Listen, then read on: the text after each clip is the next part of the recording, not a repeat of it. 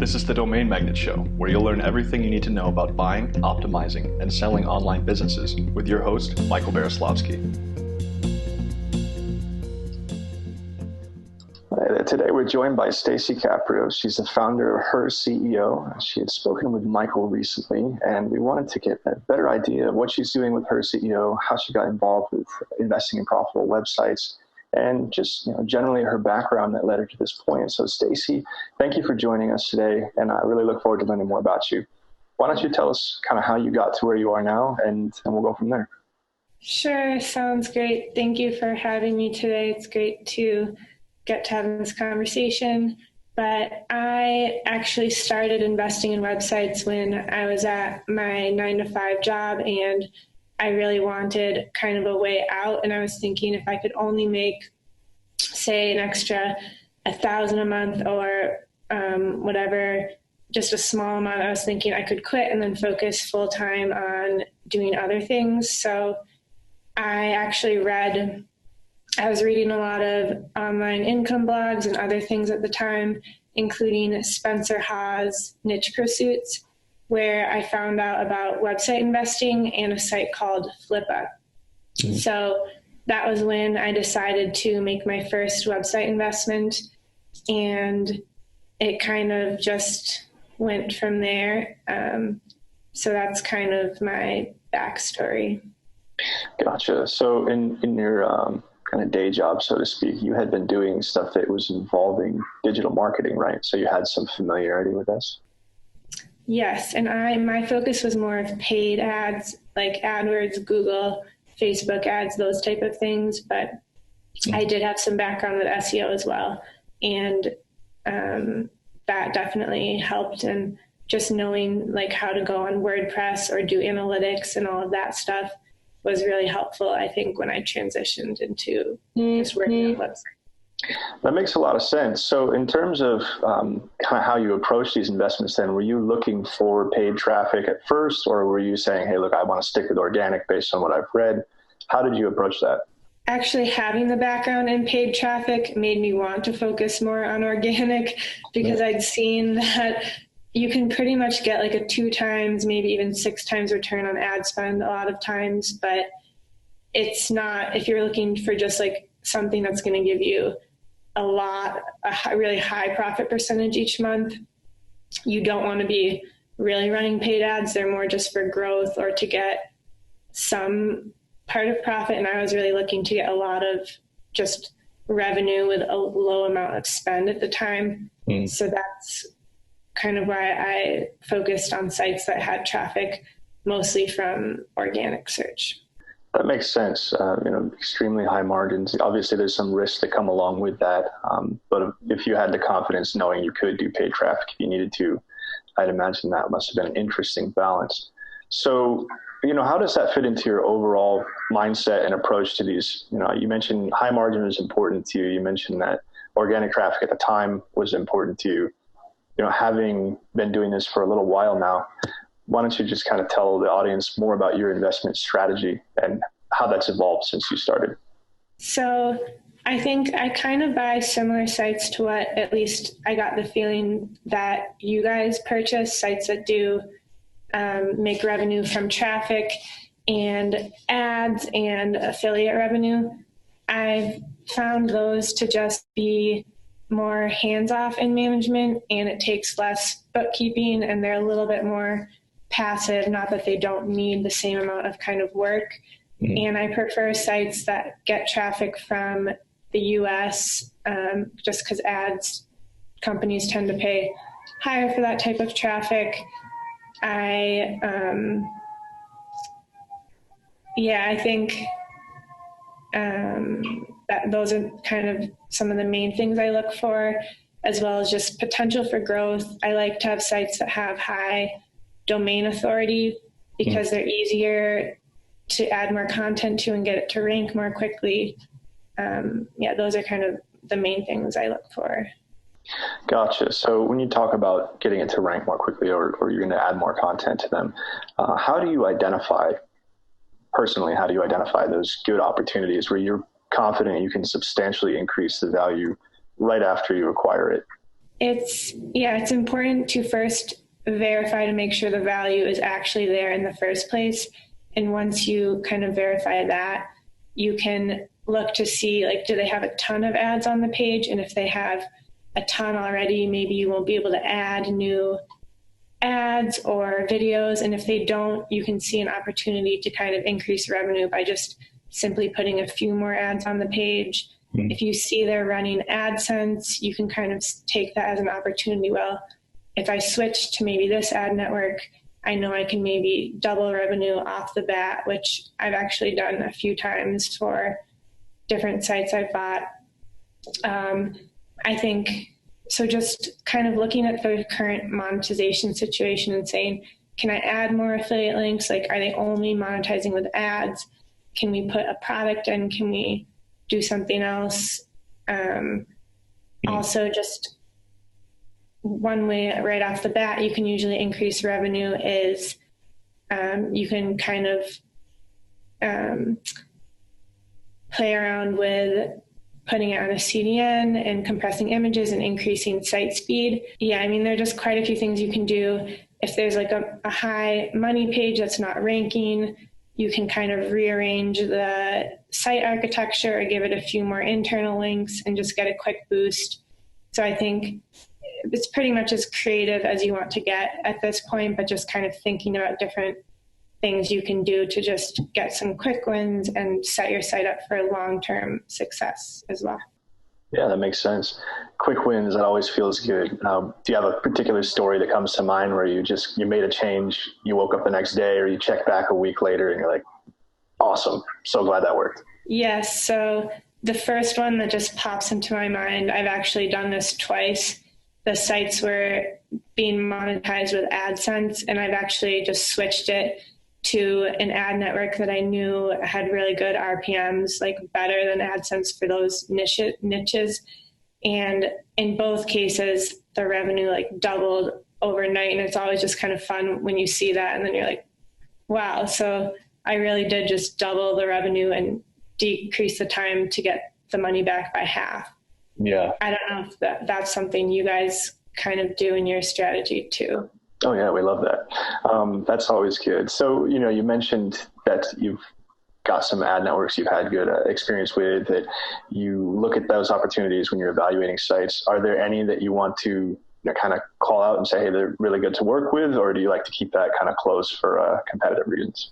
Oh, no. Yeah. I can share. So I kind of like the ad network I've had a lot of success with, Monumetric and like AdThrive. I do have a few partnerships with individual ad networks who pay like flat fees and stuff. And I mean, they don't really have recognizable names or anything. So that's just something you can also cultivate if you want that type of sponsorship. Yeah, and then that's an interesting kind of balance. So you get approached by the smaller networks, and sometimes you can make a good deal with them. How do you feel about guest posts? Because sometimes we buy a site and we get a lot of emails coming in, people asking for guest posts, kind of have to assess the quality. Is it a good fit? What's been your experience with that? Yeah, I really like putting guest posts on my site. And if you look at Her.ceo, you'll see I have quite a few guest posts. They really do have to be high quality. So like when someone sends an email and they have grammatical mistakes in the email, or it just looks really rushed and botched, and you can tell they're just doing it for the link, I'll usually not really even respond to those. But when someone has a thoughtful response and like it will fit with the niche, I really love that, because it's free content and you don't have to write it. I mean, you have to edit it, but it's usually pretty high quality when the person really puts in the effort. So I'm a fan of accepting guest posts, definitely. Cool. That's good to know. Just a plug for if anyone is listening and wants to write on Her.ceo, you're more than welcome to, and I'd love for you to reach out. So. Oh, great. Yeah. If they were going to reach out, is it just like /contact, or what's the best way for them to get to you? Oh, you can reach me at my Gmail. It's stacycaprio@gmail.com. StacyCaprio@gmail.com. Okay. And we'll repeat that again at the end. But for those of you who are distracted, you got your ADHD and you're not going to finish the episode, now you know, go ahead and contact her at that email address.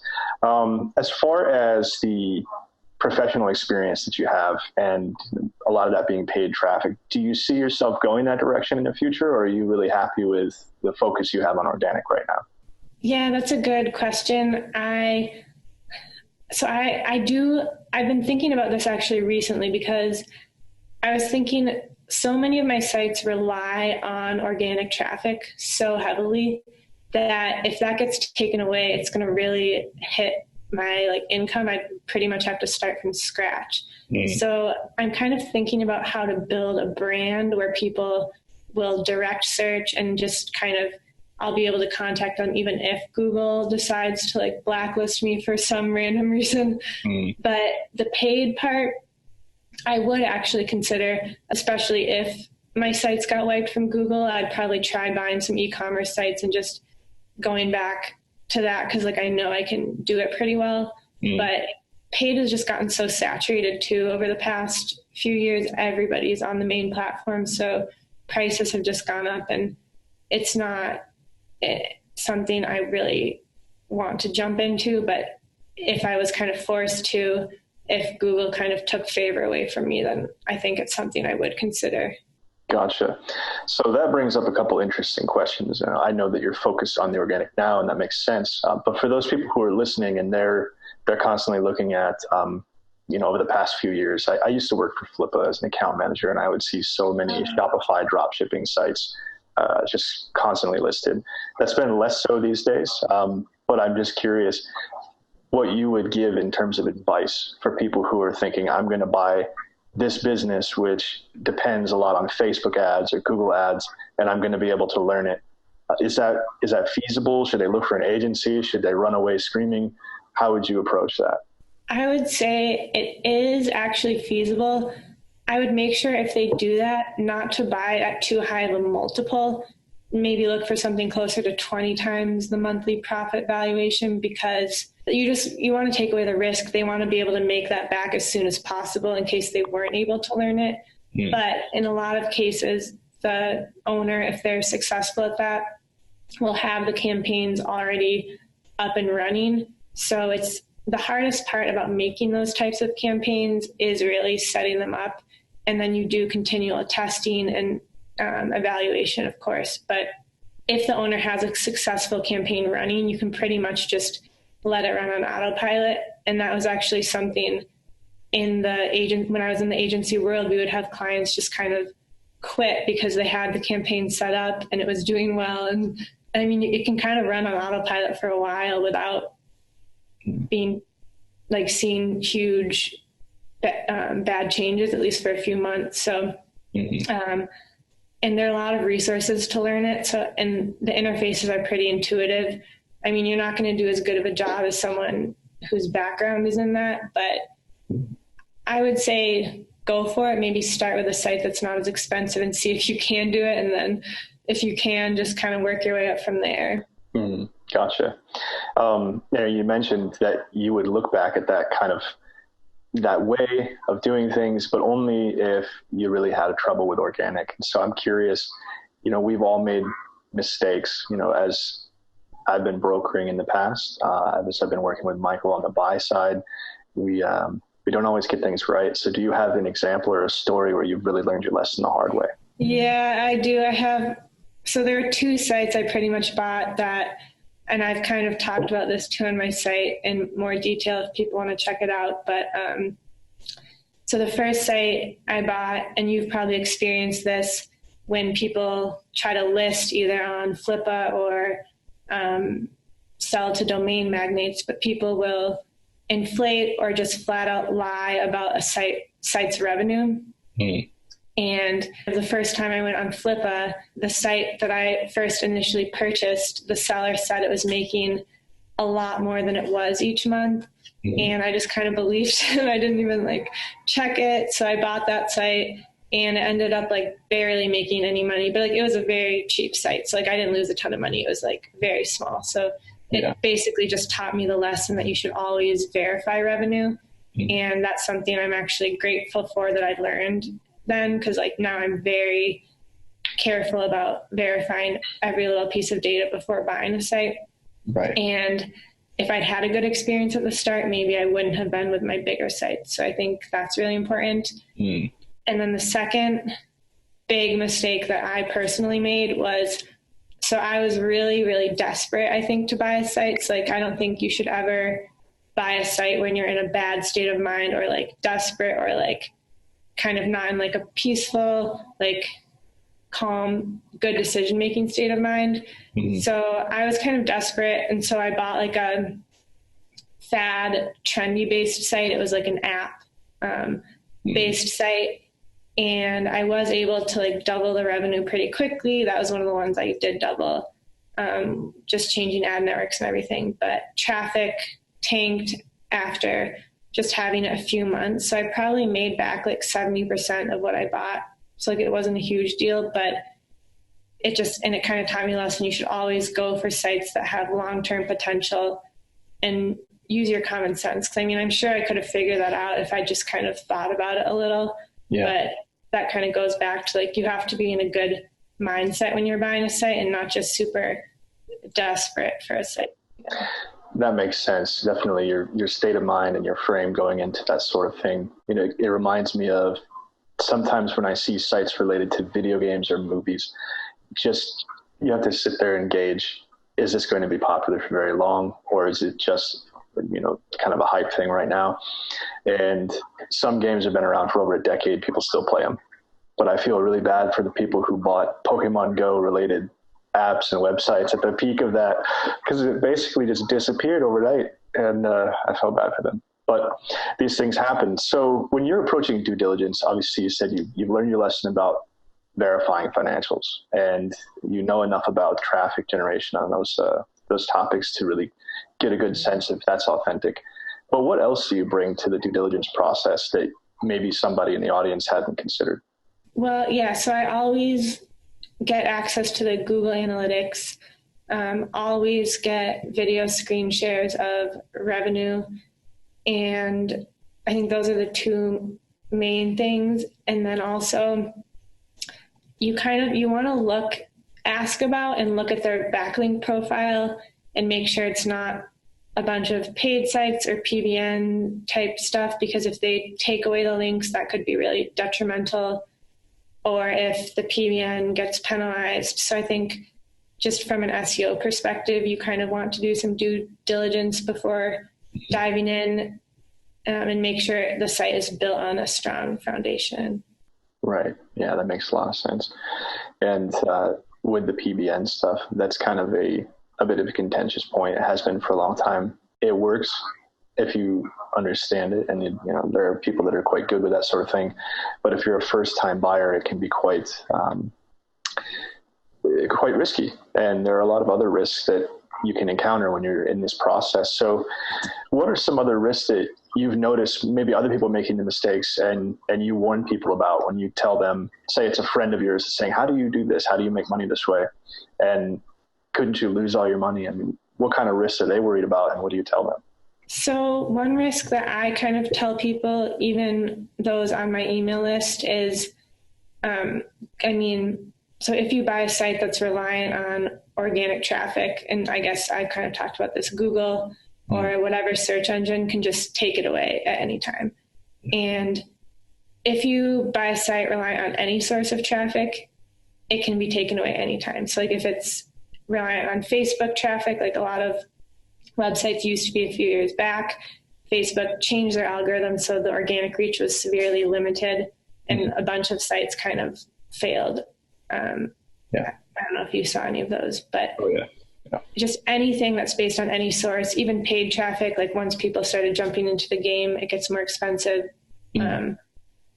So unless you have a really strong brand, if your site is based on one source of traffic, that's going to be a huge source of risk.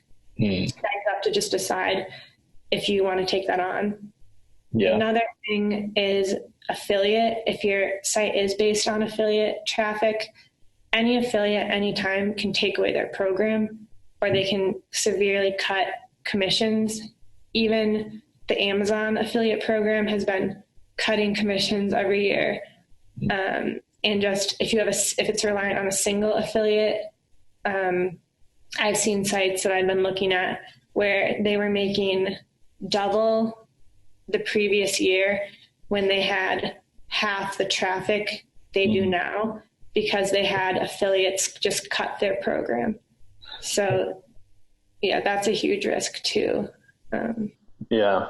And so that brings an interesting point to niches, however you like to say it. If you're listening, I'm sure you have a preferred way when it comes to when you're deciding that and you're reviewing those. Do you have a preference? Because from the organic traffic side, some are more risky, and from the affiliate side, some are more lucrative, but far more competitive. What are your favorites, and what are the ones you run away from? I stay away from anything that is borderline illegal type. Like I would never do like a gambling site, or like anything that is even kind of sketchy in the eyes of the law or in the eyes of Google. Like I would never do a handgun site or anything, just because you don't want to get anything that's like borderline being penalized by the law or by the search engines. So I kind of just like run away from that type of stuff.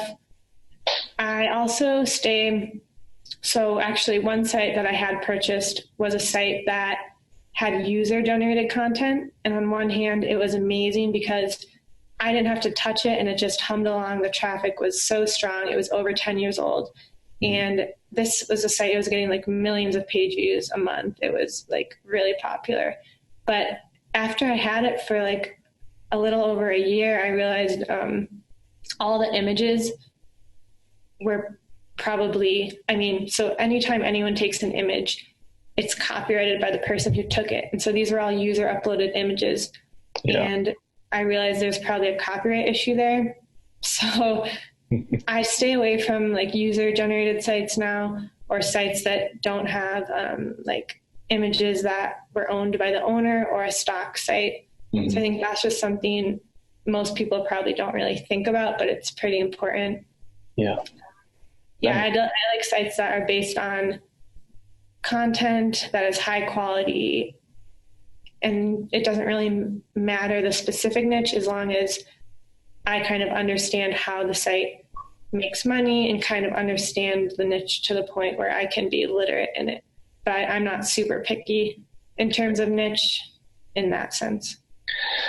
Yeah, that makes sense. Just if you know enough to know that you're looking at the content, it's quality, it's not outright lies, nobody's going to get hurt. No. Okay, so pretty basic, decent human being stuff. All right. Now that we've discussed those kind of risks and the preferences that you have, particularly somebody who's coming at this without having your background and your familiarity with marketing, what do you think about buying a site and managing it yourself compared to working with a firm that specializes in acquiring that and managing it for you, where you might make less as a proportion, but the longer term might be better?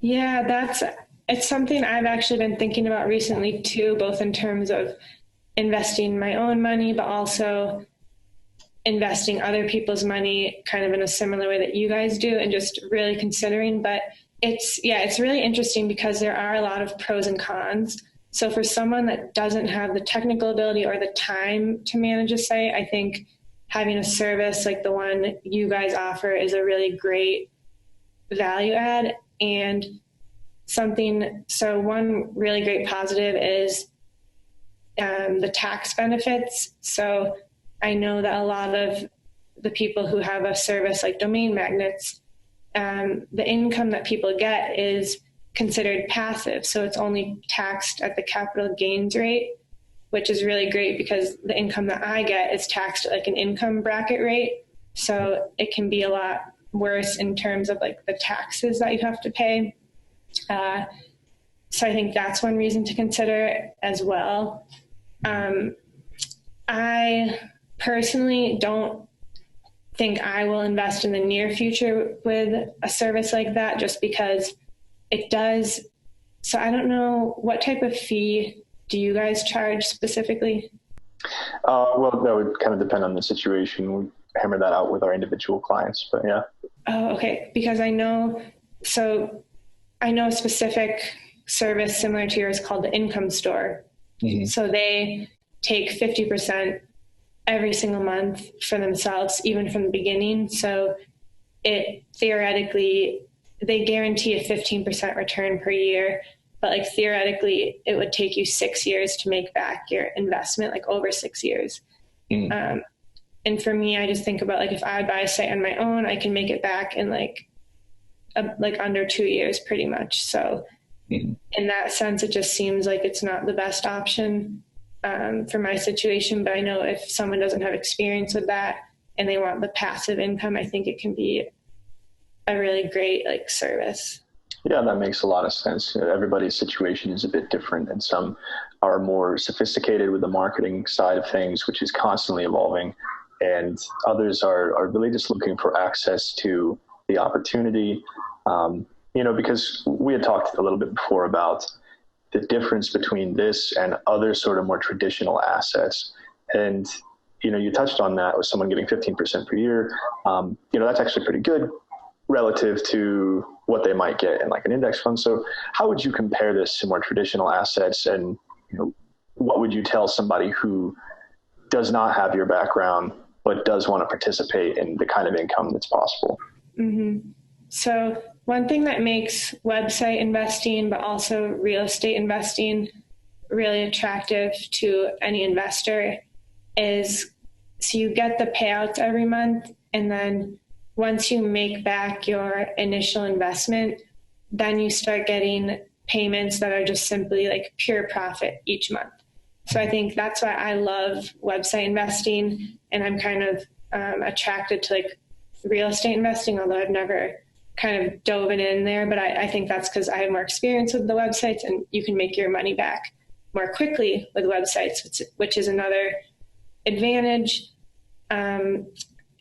Websites are also kind of better than stocks in that sense, because you put your money in a stock and it can just kind of lose its value anytime. And with the websites, once you've made it back, you kind of get to keep it. So I think that's a really good difference that people who want to invest in a website should kind of keep in mind, because it has like a lot of long-term potential where you don't have to worry about losing the money you've put in. Interesting. So I want to give an opportunity for you to talk more about Her.ceo and what you're hoping to achieve with that. You mentioned before looking at building a personal brand, or a brand that at least you have more control over. So tell us about that, and then we'll kind of wrap up with you being able to tell how people can work with you if they wanted to, and how they should reach you again. Yeah. So I was attracted to Her.ceo brand because I like the thought of just having a brand that people can search, so I'm not as dependent completely on organic traffic. And I also like to inspire people with case studies and how they can also make money online, because that's how I was inspired to start investing in websites. It's also kind of fun to try monetizing in a different way, because there's just so many directions you can go with a site like Her.ceo. So that's kind of why I am excited to continue building the site. And if people want to work with me, they can reach out at stacycaprio@gmail.com, or they can go to the site and sign up I have a website buying and selling email list where I send out site deals. And I also have a site email list for people who want to get entrepreneur case studies and updates on my own site progress and stuff. Even though I don't send email that often, you can still sign up. Anyone who wants to guest post, I'd love to have people, if you've made any type of revenue or profit on a side hustle or a business or anything, you can definitely guest post and be featured on the site and get a backlink as well. Great. All right, everybody, that was Stacy Caprio. It's stacycaprio@gmail.com. If you want to guest post, you can find Her.ceo. It's her.ceo. Thanks for joining us today, Stacy, and we'll talk to you soon. All right. Thanks, Colton. Great talking to you. Have a good morning. You have a good night. Thank you. Domain Magnet is a leader in buying and selling online businesses with a proven track record of expertise gained from over 300 deals since 2004. To learn more about how we can help you acquire or exit a profitable online business today, head over to domainmagnet.com for more details.